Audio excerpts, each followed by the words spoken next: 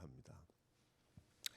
예수님의 십자가 사건, 지난 주간에 우리가 고난 주간으로 또 저녁마다 예배를 드렸고 여러분들 하나님 말씀을 잘 묵상하셨을 줄로 아는데, 예수님의 십자가 사건이 있은 후에 안식일을 지나서 마리아와 또 다른 여자가 예수님의 무덤을 찾아갔습니다.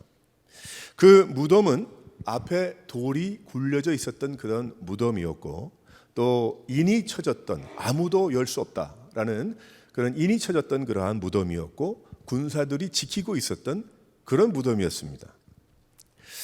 제자들이 시체를 훔쳐갈까 봐, 또한 더 이상 이상한 소문이 퍼지지 않도록, 죽지 않고 살아났다고 할까 봐 정치, 종교적으로 또한 바리새인과 서기관들과 그 모든 사람들이 다 짬뽕이 되어서 다 함께하여서 그 무덤을 지키고 있었던 거예요.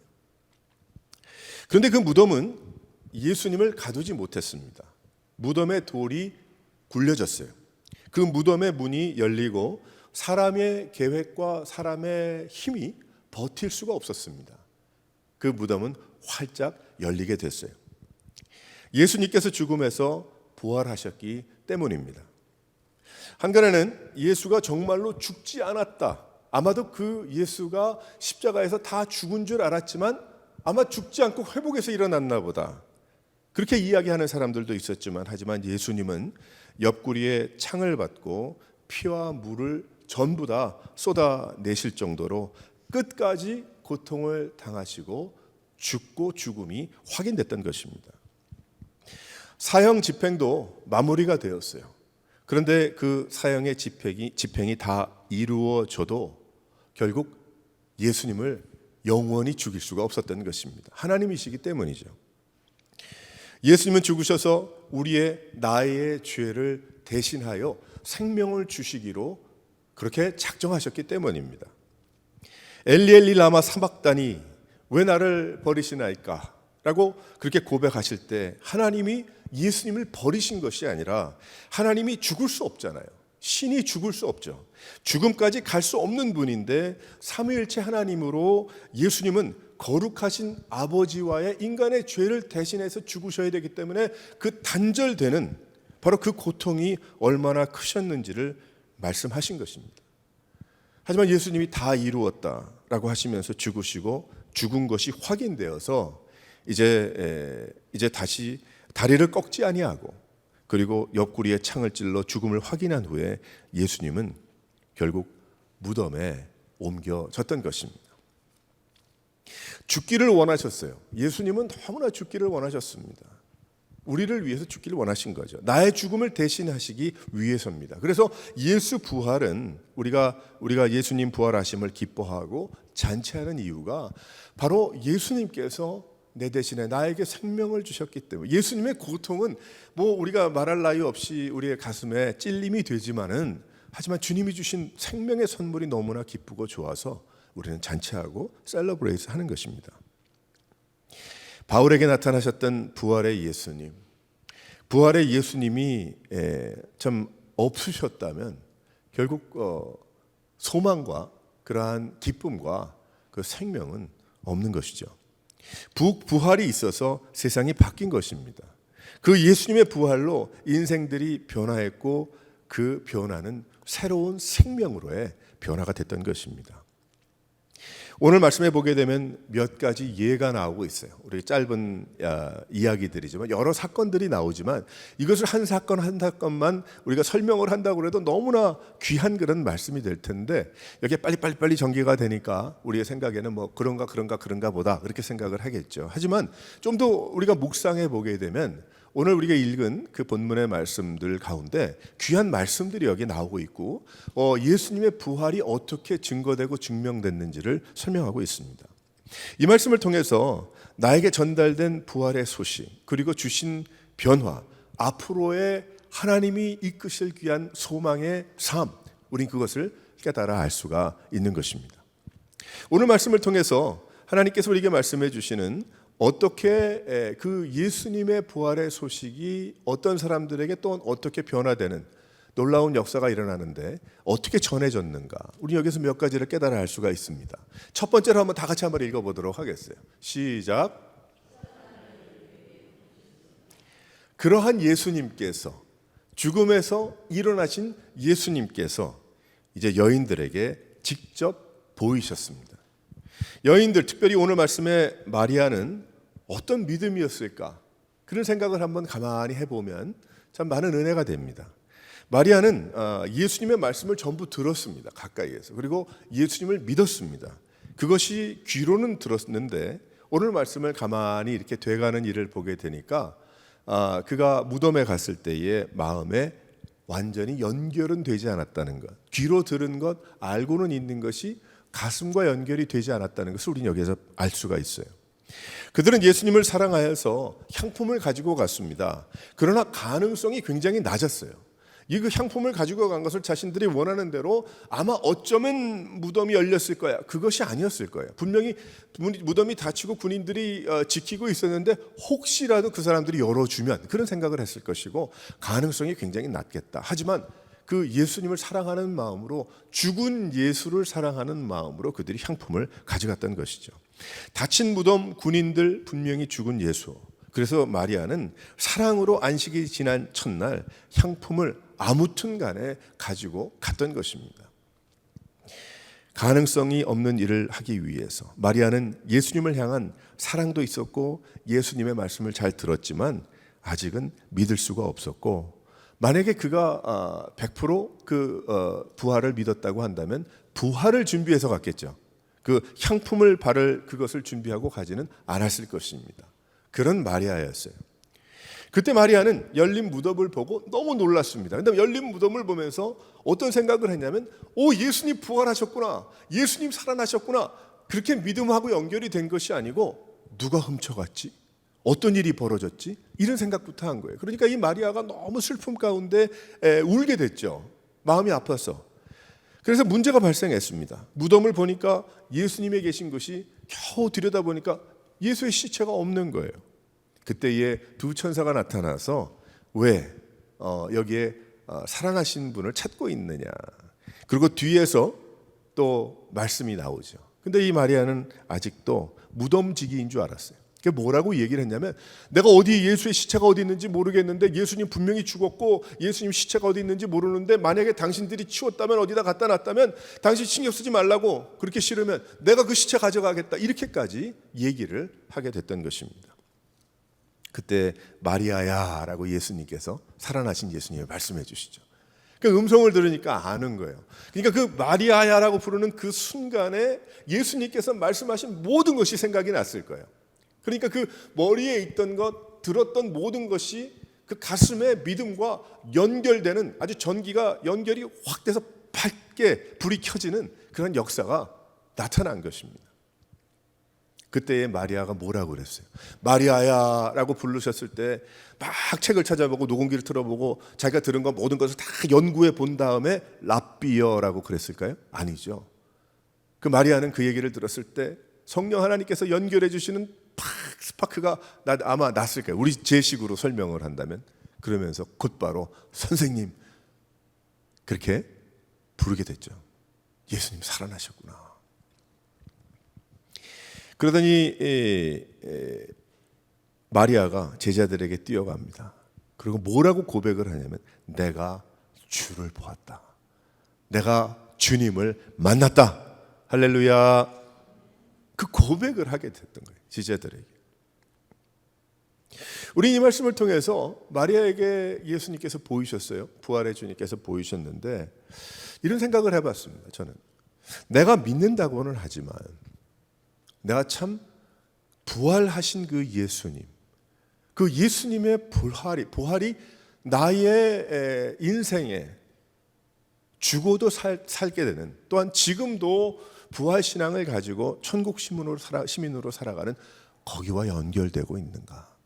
아니면 나는 그저 내가 십자가에서 듣고 내가 믿고 다 하지만 이 부활에 대한 것을 알고는 있으나 나의 인생과 연결이 되질 않아서 나는 아직도 예배는 하나, 예배는 드리고 영광을 올려드린다고 찬양을 하나, 나는 아직도 부활을 믿지 않는 어두운 가운데 있는 것은 아닌가?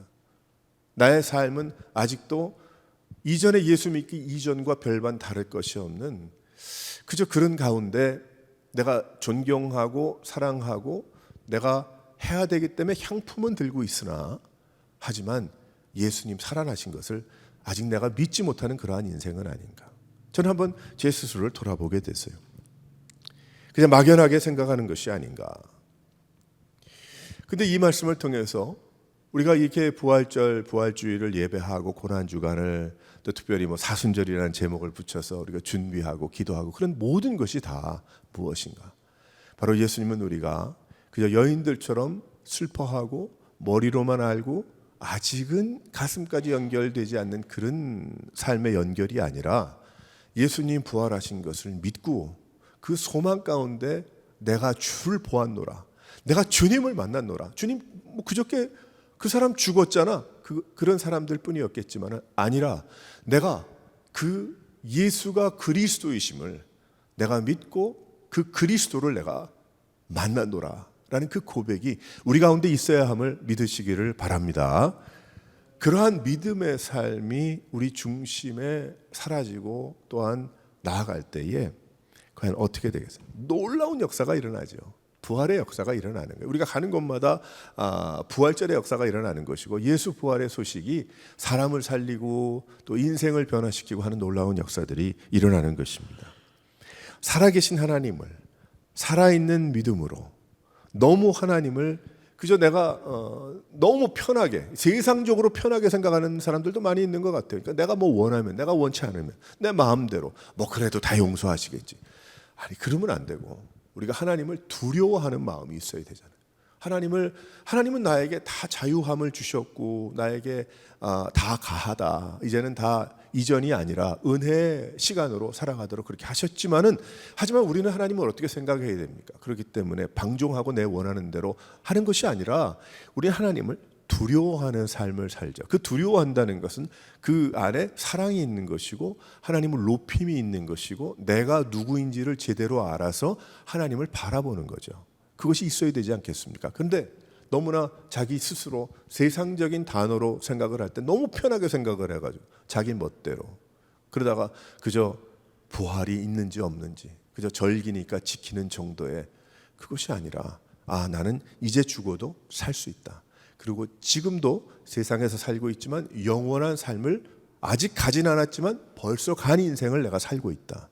나는 천국에 이제 가지만 천국 시민으로 이 세상에 하나님이 주신 놀라운 그 은혜를 따라서 내가 성령을 주노라 라고 말씀하시는 하나님의 그 귀한 은혜를 따라 나아가는 내가 마리아 무덤에 가서 울었던 마리아와 같은 그저 갖추고는 있으나 아직은 믿지 못한 그러한 삶이 아니라 이제는 나의 믿음의 연륜도 나의 믿음의 기간도 내가 알고 있는 지식도 이제 그것이 다 나의 가슴으로 나의 중심으로 연결돼서 내가 주를 보았다라는 그 고백으로 살아갈 수 있는 여러 성도들 되시기를 주님의 이름으로 축원합니다.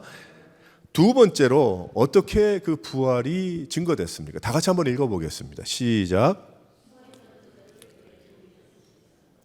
말씀을 보니까 숨어있던 제자들에게 보이셨어요. 두려움 가운데 있었습니다. 그 제자들은 예수님의 모든 말씀을 듣고 이 제자들은 믿고 있었어요. 일어나기를 바라고 있었어요. 근데 막상 당하고 나니까 그 기대하고 바라던 그 믿음도 아주 조그마한 것이 없어졌다고 하긴 그렇고 조그마한 것이 돼버리는 것 같은 그런 모습을 우리에게 제자들을 통해서 볼 수가 있습니다.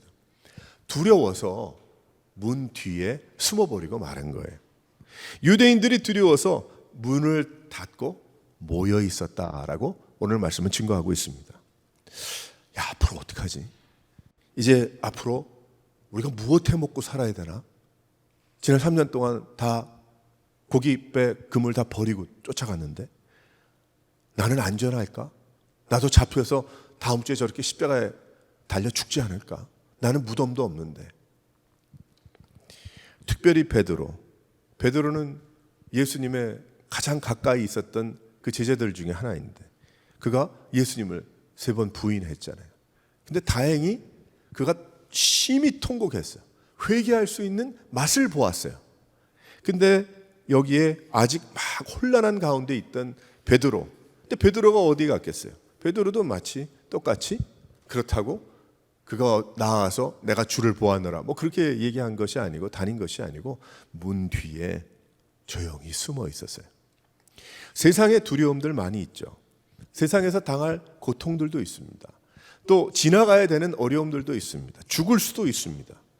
나도 잡혀서 고통, 모욕 받을 수 있습니다. 이것은 마치 우리들의 모습과 같아요. 문 뒤에 숨어 있었던 그 제자들의 그 모습은 어떤 면에 나의 모습입니다. 때를 따라 주일날에는 살짝 문 열고 나와서 아니다. 하지만 주중의 삶은 내가 문 뒤에 두려움 가운데 숨어 있는 어떤 그 모습들. 오랫동안 예수를 믿고 교회를 다녔어요. 그런데 세상의 여러 고통들, 세상에서 당할 어떤 그 어려움들, 교회의 문 뒤에 숨어 있지는 않습니까? 어떤 내 마음의 골방의 문 뒤에 내가 숨어 있는 것은 아닙니까? 유대인들을 두려워하는 것 같이 예수 부활을 까맣게 잊어버리고 십자가를 알고 믿지만 부활을 마음으로 중심으로 연결시키지 못하던 두려움 가운데 있었던 그런 제자들의 모습은 아닙니까? 내가 다 알고 찬양도 하고 기도도 하고 십자가를 알아서 내가 기도도 하지만 결국 더 그 이상 나가지 못하고 부활하신 예수님과 주님께서 풀어드려 주신 그 성령의 놀라운 충만함 가운데 살아가는 것이 아니고 그저 내 건강, 내 먹고 사는 문제, 나의 어떤 높고 낮음, 내가 넓고 좁아지는 그것에 그저 내가 정체되고 그것 해결하기 위해서 마치 종교를 하나 내가 연습하는 것처럼 이거 하면 이거 해주시면 저거 하겠다는 어떤 그런 기도의 모습과 그런 모습으로 내가 교회 나오고 있지는 않은가. 정말 부활의 예수님을 경험하고 내가 믿고 했다면 마리아가 내가 주님을 보았노라라고 고백할 것이고, 그렇죠. 이제 그것을 정말 부활을 경험했다면 이 제자들이 이제 우리는 알고 있는 그들의 변화 가운데 생명을 다 던져버린 주님을 위해 살아갔던 그런 헌신이 우리 가운데도 있어질 것입니다. 혹시 자신의 생각 뒤에 숨어서 진정한 부활의 의미와 십자가의 의미를 알지 못하는 듯이 그렇게 혼자 벌벌 떨며 두려워하며 불안하며 고민하는 그러한 분들은 우리 중에 안 계십니까? 그러나 예수님이 부활하셨다는 것을 들을 때에 막다른 골목에서 그것을 들을 때에 베드로, 요한은 어디로 갔습니까? 주를 보았다는 그 이야기를 들었을 때 문을 열고 아마 그 제자들 중에 가장 달리기를 잘했는지 모르지. 요한이 더 빨리 갔어요. 늦게 오다가 베드로보다 먼저 갔어요. 베드로는 어떻게 보기에는 좀 비겁할 수도 있어요. 나쁘게 얘기하는 게 아니고 베드로와 요한이 뛰어가잖아요. 왜? 주님을 보았다라는 그 이야기를 듣는 순간에 그 사람들도 팍 스파크가 난 거예요. 다 생각이 난 거예요. 그렇지, 그러면 그렇지 라고 달려간 것이죠. 달려가서 주춤하는 동안에 요한이 먼저 들어가 보았더니 예수님의 몸은 거기에 더 이상 없었던 것입니다. 그리고 예수님 만나죠. 결국 예수님이 바닷가에서 고기 잡던 그 제자들, 그러한 것을 듣었는데도 그 두려움이 너무 저거해서 자신의 그 정체, 살아갈 일, 무엇해 이런 것에 막 가려가지고 또 다시 고기 잡으러 갔잖아요.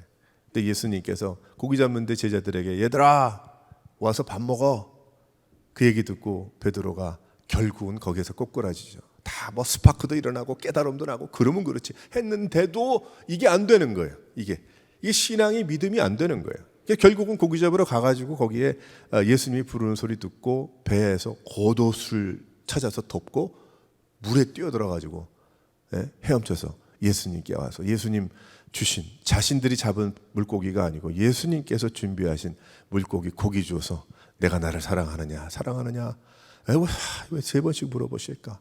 그러하외다. 내 양을 먹이라. 내 양을 치라. 이제는 절대로.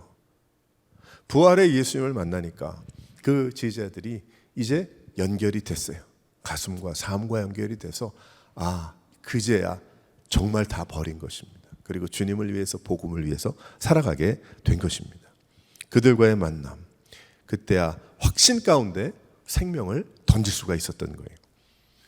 그래서 이렇게 주님은 우리를 만나 주셨고 부활하심을 우리에게 말씀해 주시고 들려주시고 함께 하시는데, 그럼 우리도 어떻게 해야 되겠는가? 우리도 문 뒤에 숨어 있는 믿음 좋은 사람들이 아니고 우리는 문을 활짝 열고 주님의 부르심을 따라서 이제는 주님과 동행할 수 있는, 하나님의 나의 인생의 부르심이 무엇인지를 알아서 주를 위해서 살아갈 수 있는 여러 성도들 되시기를 주님의 이름으로 축원합니다.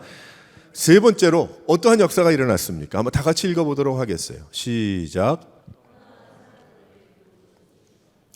예수님은 떠나간 사람들에게도 나타나셨어요.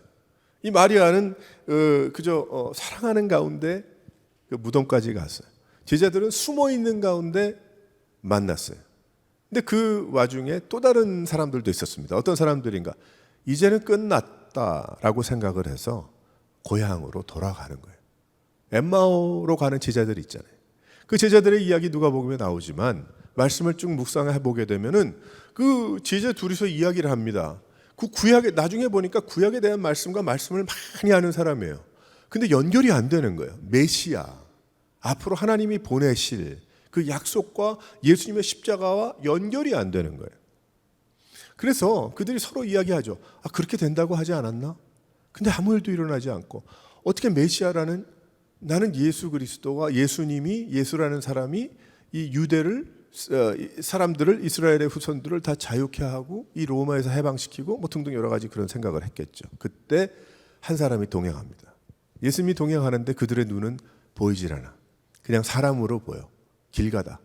그래서 얘기를 다 하는데 성경에 나와 있는 이야기를 예수님이 말씀을 해주시는데 그걸 쫙 이제 풀어주시잖아요. 그들의 마음이 나중에 보니까 뜨거웠던 거예요. 예수님께서 말씀을 해주시는데 가슴이 뜨끈뜨끈했던 거예요. 그렇지, 그렇지.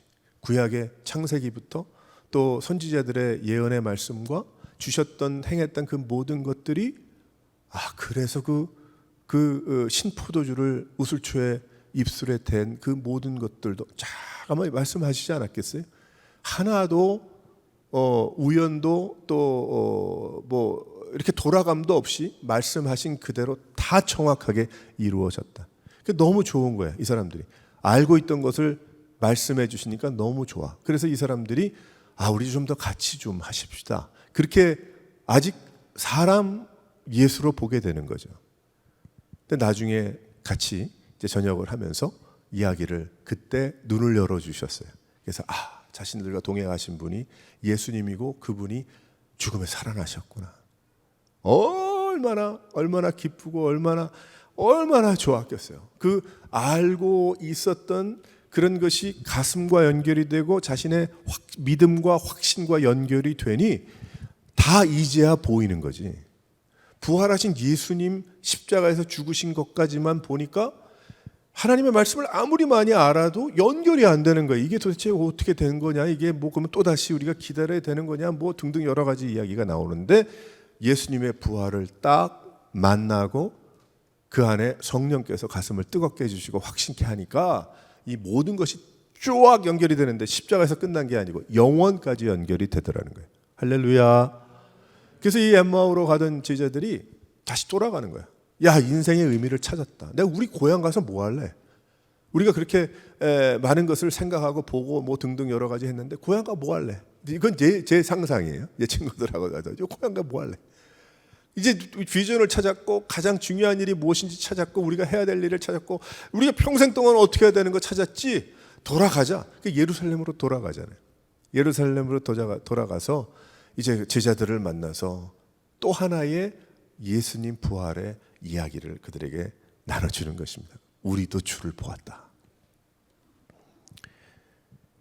예수님은 살아서 역사하십니다. 이 제자 마리아에게, 제자들에게 또 다른 제자들에게 그들이 어떤 모습으로 마음을 돌이키고 등을 돌렸다고 해도 예수님 부활하신 것을 만나주시고 보여주셔서 그들의 인생이 완전히 변하게 됐던 거예요. 우리도 마찬가지죠. 우리가 그저 뭐 교회 나오고 열심히 나와요. 예배하고 또 갑니다. 주일날 예배, 난 예배 뭐 드렸다, 뭐 예배 봤다, 뭐 그러고 하죠. 예배를 보고 온 건지 드리고 간 건지 모르지만은 했단 말이에요. 예배했어요. 그럼 그거로 끝나는 줄 알아요. No. 내 주를 보았나이다. 내가 주님을 만났습니다. 주님께서 오늘도 예배 가운데 하나님의 말씀을 나에게 설명해 주실 때 가슴이 뜨겁지 않더냐. 집에 가면서 부부가 그런 얘기 해야 되지 않겠어요? 또 우리 뭐 서로들 뭐 제 얘기가 아니고 하나님의 말씀이 논해지고 나누어졌을 때 가슴이 뜨겁지 않더냐. 그런 이야기가 성도의 교제가 되어야 되지 않겠습니까? 그래서 친교가 중요한 거죠. 만남이 중요한 거죠. 어떻게 예배만 드리고 갑니까? 우린 다시 한번 하나님 앞에서 이런 마음을 가지고 우리가 살아가서 인생의 목표, 비전이 바뀌고 인생의 디렉션이 바뀌고 기쁨과 슬픔의 기준이 바뀌고 살만 나는 인생을 살도록 주님께서 이 부활을 통해서 우리에게 허락하여 주셨음을 믿으시기를 바랍니다. 그래서 부활하신 예수님의 이 놀라운 소식은 우리가 죽으면 부활합니다. 나 그거 알아요. 그렇게 이야기하죠. 다 알잖아요. 그런데 실은 지금도 우리가 살아가는 이 세상에서의 삶도 부활절인 거죠. 맨날 예수님 부활하죠. 여기저기가 다 부활하는 거예요. 우리의 마음의 구석에 있었던 뭐 과거의 현재 어떤 아주 남들이 알지 못하는 뭐 또 그다음에 내가 지금 살아가는데 뭐 육신적으로 뭐 경제적으로 여러 가지 어려운 뭐 또 뭐 여기 관계적인 뭐 등등등등 여러 가지 혼란하죠. 남들은 몰라. 내 이 지나가는 걸 아무도 모를 거야. 뭐 이런 얘기 하잖아요. 하나님이 왜 모르시겠어요? 예수님 부활에 비추어질 때에 그 모든 내가 가지고 있다는 사연이라는 또 나만 알고 있다는 나만 가지고 있다는 그 모든 부분들이 다 해결될 줄 믿으시기를 바랍니다. 그거 믿잖아요. 그러니까 주님 앞에 나와서 또 회복되기를 바라고 고쳐주시기를 바라고 오늘 말씀 여기 보니까 예수님께서 이렇게 하셨잖아요. 그들을 향하사 숨을 후 하고 내쉬면서 성령을 받아라. 우리도 쉽게 돌아서서 떠나는 인생들이었습니다. 등을 돌리는 것을 너무나 쉽게 하는 그러한 인생들이었는데 하지만 이제 한번 믿음으로 멋지게 살아갈 수 있는 여러분 되시기를 바랍니다.